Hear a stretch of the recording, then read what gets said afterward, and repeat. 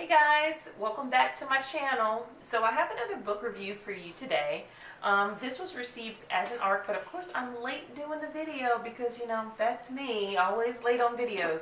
But I did want to go ahead and do a video for this book because I have seen it in a lot of areas and a lot of segments of reading society. So I just wanted to give my 2 cents on it. So the book I'm going to talk with you about released on January the 8th. But we can go ahead and have a quick chat about it. So the book is How to Date Men When You Hate Men, and that's by Blythe Roberson. So this book is written by one of the writers that write on the Stephen Colbert Show. So we know she has some wittiness to her. We know that we're going to get some humor.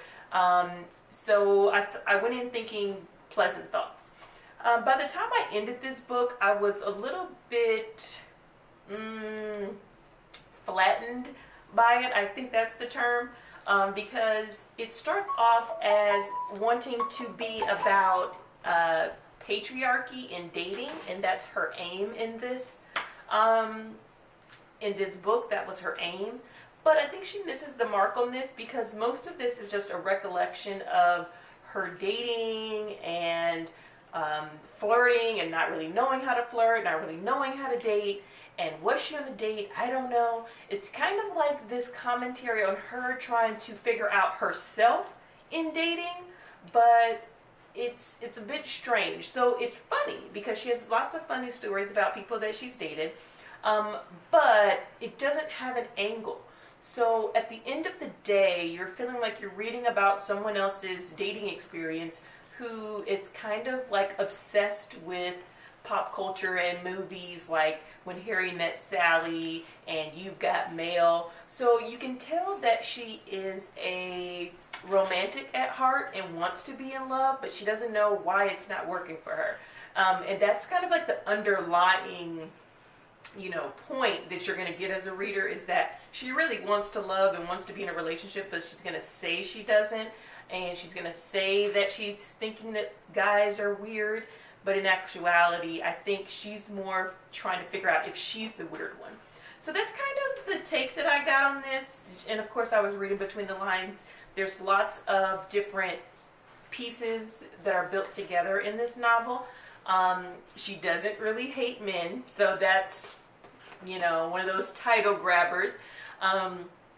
But she does talk about relationships and how men kind of can get in and out of them easier than women can without being, shamed for it, like being a slut if you're going out on multiple dates, or, sleeping with people, or, kissing on the first date. So all of these things are talked about. So they're hinting at patriarchy, but not quite sending it home with any factual information. It's more like, this happened to me, do you think this is patriarchy? So you're kind of going to get that throughout the book, I think. So I would recommend this book for people who kind of like funny stories, not necessarily that you're going to get an in-depth review or thought-provoking message from this book, in my opinion. It ebbed and flowed for me. Sometimes I didn't want to pick it up, but other times I was reading, pages like they were going out of style. So I think for me, I rated this book 3 out of 5. I could have done without it, but I think some people will like it. What I will suggest, if you are interested in this book, is to probably get it on audiobook, because audiobook will probably serve well with the way she writes.